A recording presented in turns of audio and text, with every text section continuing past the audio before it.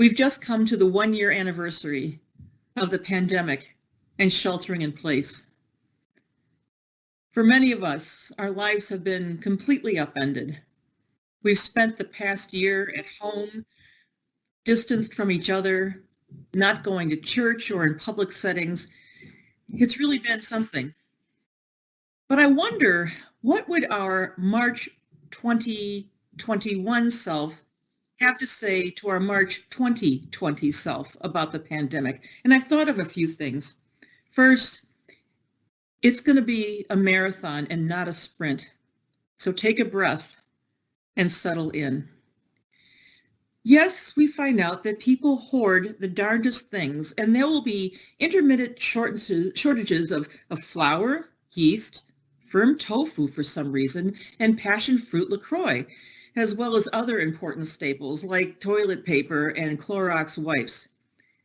We'll find out that there are inequities in this country still, and in our church, that the pandemic has disproportionately affected and even killed Black and brown people, and that those deemed essential workers often include those who are paid the least.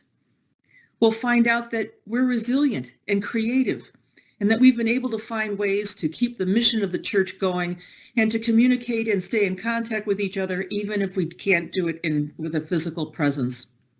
We found out that our rostered ministers, pastors and deacons, and our lay leaders in our congregations work tremendously hard to make sure that the gospel still has free course in the world.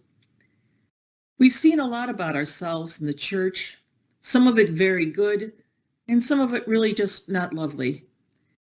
But Jesus said, "You will know the truth, and the truth will set you free."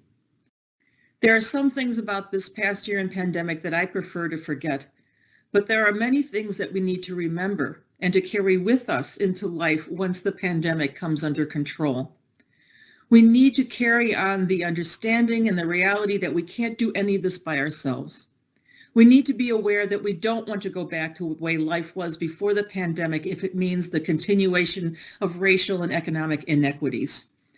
We need to carry forward with us the new ways that we found to communicate with each other and to reach out. And we need to hold with us always the truth and the reality that God has been with us and will be with us through all of this. Be well, dear church.